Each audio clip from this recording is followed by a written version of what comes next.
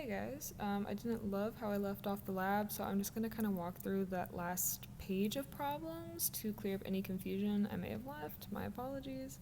Kind of starting off with the graph that they give us at the top of the page, of the back page there. And I am just quickly showing that the magnitude of the electric field at both A and B is the same direction, same magnitude. How do we determine this? What the actual magnitude is using our E equals V over D equation. So real quickly, I'm just showing out like what our V's and D's are on this diagram. So you can see that our V, it's changing by 1 volt here per equipotential line.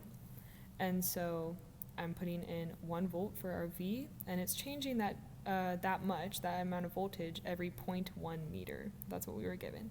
So our E field is then equal to 1 volt per 0.1 meter, which is the same thing as 10 volts per meter. Volts per meter is the same thing as newtons per coulomb, which is the other, units that we're used to for electric field. Okay, now I'm going on to the equipotential lines you guys drew using the carbon paper today. This is more or less the shape people got. They got different numbers, but more or less we were going by, 1 volt each when determining our equipotential lines. And so here I'm going to show why it goes from stronger to weaker to stronger as we move from the positive terminal to the negative terminal. And so we can do this again just by using our E equals V over D equation. How handy, right?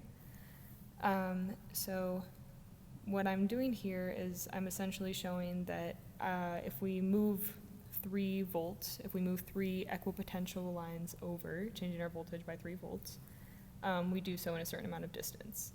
And I'm looking more towards the center here in this case. And so here's me quickly drawing in the units that I forgot to draw in before. These could be centimeters, they could be inches, whatever. I just called them units of distance, just units, because I didn't measure it out nicely on the whiteboard. So anyways, we're moving 3 volts, we're moving from 4 to 7, and we're doing that in a distance of, it looks like, about 2.5 or so, maybe 2.33 if I was getting nitpicky, but roughly 2.5 units, right? So that's going to be sort of the strength of our electric field in between that 7 volt and 4 volt equipotential line. And so now, if we look at a spot closer to one of the terminals, here I'm looking towards the negative terminal, and I'm again going to change by 3 volts so that we have something constant, like something to compare our previous change to.